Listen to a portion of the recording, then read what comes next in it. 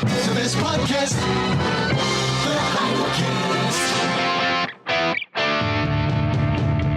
It's a Heidel Minicast. And now, Scott Clark. Do Christians need an established church or a Christian nation to oppose abortion? If the Heidelcast helps you, won't you help us keep it going? Please make the coffer clink by clicking on the PayPal link or by sending a check to Heidelberg Reformation Association, 1637 East Valley Parkway, number 391, Escondido, California, 92027. I've been neglecting to remind you about the Heidel app. You can get that for free in the Google Play Store or in the Apple App Store, and it's a great way to access Heidel content.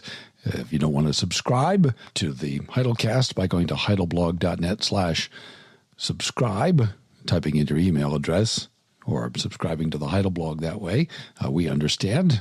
We think you should. You might miss stuff if we don't notify you daily. We just send you the one daily email. We don't do anything nefarious with your email address.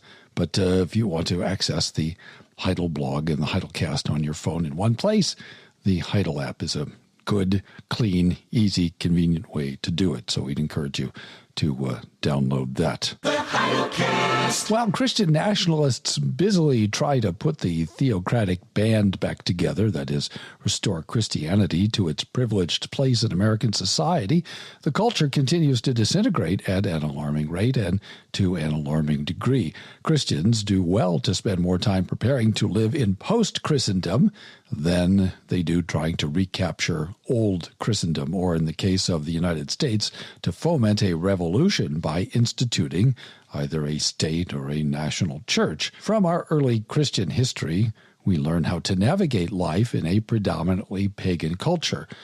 On this, Article 19 of the statement addresses the question of abortion, the killing of human beings in utero. Article 19 of the statement says, quoting here, "We affirm that all civil authorities have a duty before God to uphold justice by establishing equal protection under the law for all image bearers of God from the moment of fertilization, which is conception.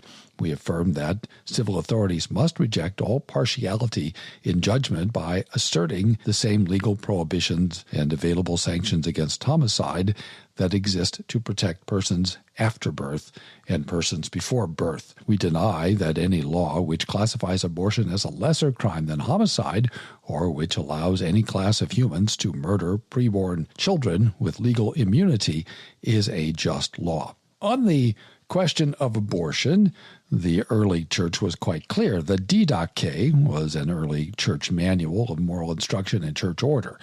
Though scholars debate its location and date, it most likely dates to the very early 2nd century. The first part contains moral instruction following the two ways pattern that we find in the Psalms and in Proverbs. For example, in 2:2, quote, "You shall not murder a child in destruction, nor shall you kill one just born," close quote. Michael Holmes translates this verse this way. This is from the Didache.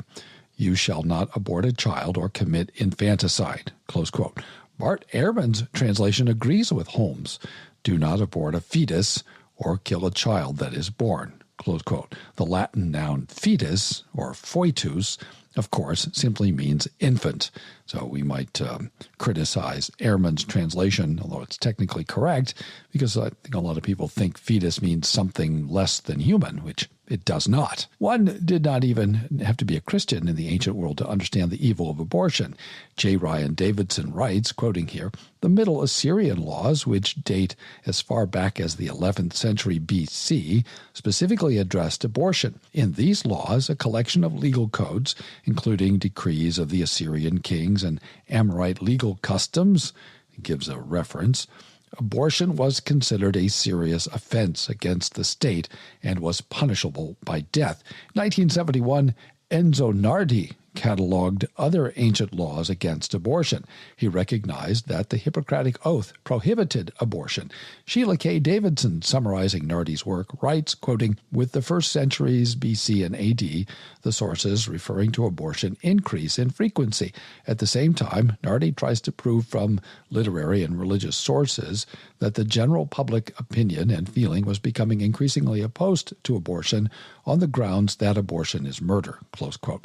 Reflective of that trend, perhaps, the pagan emperors Septimus Severus, who ruled from AD 193 to 211, and Caracalla, who reigned from AD 198 to 217, forbade abortion in certain circumstances. Certainly today, with all the biological and physiological information, for example, high-resolution imagery that we have about human development in utero, in the uterus, and the fact that infants in every stage of development possess human DNA, the case that humans conceive, gestate, give birth to humans is very strong indeed. That is to say, it's overwhelming. Whatever pagans may say, Christians are and should be persuaded that human beings are conceived in the image of God and are therefore subject in every stage of human development to the protections afforded to human beings. We see this sort of contrast between pagan ethics, which sometimes diverge sharply from Christian ethics, and a Christian ethic of life in the Epistle to Diognetus 5:6, which said, quoting, "Christians marry like everyone else and have children, but they do not expose their offspring." Close quote. Notably, however, none of the authors of the New Testament spoke to the evil of abortion, though they were certainly aware of it. I offer this background not to dispute the statement's articulation of the prevailing Christian consensus against abortion, or even to dispute it as a statement of Christian anthropology, the doctrine of humanity and ethics, but rather to suggest that it is one thing for Christians to teach what they do about humans being image bearers, which is certainly true, and another thing to formulate civil law on the basis of Christian doctrine. Though there was broadly a Christian consensus in this country for a long time, the founders of the Republic did not assert their claims against Great Britain on the basis of Christian doctrine, but rather on the basis of natural law. They did not assert the right to life, liberty, and the pursuit of happiness, which is quite germane to this discussion, on the basis of a statement of Christian doctrine, but on the basis of natural law established by a creator. They proposed them as self-evident truths, perceived by the senses from nature. This is the American way of articulating political principles and policy. Thus, again, the statement is proposing a theocratic revolution. If the approach of the pre-theocratic Christians is to be our model, then it is important to observe that neither the Apostolic Church nor the early post-apostolic Church, considered as an institution, ever spoke out against the practice of abortion, nor did they, for that matter, petition the government to make Christianity the established religion. This is not to suggest that the Christians were indifferent to abortion. All the evidence is to the contrary. It is to suggest that it was possible for Christians to oppose abortion as a matter of public policy without involving the visible institutional church in the attempt. History suggests that when Christian teaching is accepted, it does have an effect on the way people live. The consequences of Christian teaching tend to be indirect rather than direct and immediate. Call or text now, 760-618-1563. Experience suggests that it is when people become convinced that human beings in utero are just that, human beings, and therefore, quote, endowed by their creator with certain unalienable rights, close quote. Just about 5 years ago, I appealed to the Drew Carey Show as an example of the ways that Christians can subvert culture. For 9 seasons, the Drew Carey Show subtly but effectively, and apparently unintentionally, helped to persuade maybe millions of Americans that the infant, the fetus in the mother's womb, uterus, really is a human being.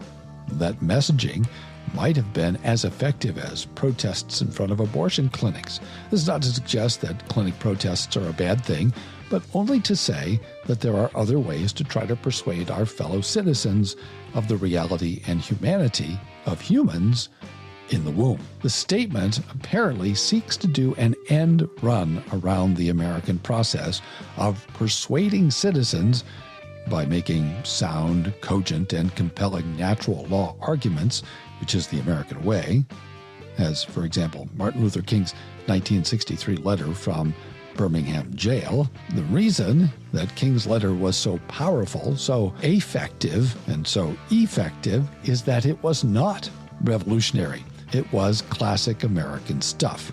It called America to fidelity to her political creeds, for example, the Declaration of Independence. The old civil rights movement won because they finished the rational argument against the humanity of Black Americans. They persuaded Americans that the country had been wrong and unfaithful to the things which we say we're all agreed. They marched, they sued, they prayed, and they legislated. But above all, they persuaded. The tragedy of the Christian nationalist movement is that they seem to have given up on the American experiment before they have even tried to make use of the tools that the very experiment provides. Thanks for listening. Tune in tomorrow for more from the Heidelcast, brought to you by Heidelberg Reformation Association.org. Don't forget, when the coin in the coffer clinks, the cost of bandwidth shrinks. Copyright Heidelberg Reformation Association. All rights reserved. This is a Heidel Media production. The best podcast, the Heidelcast.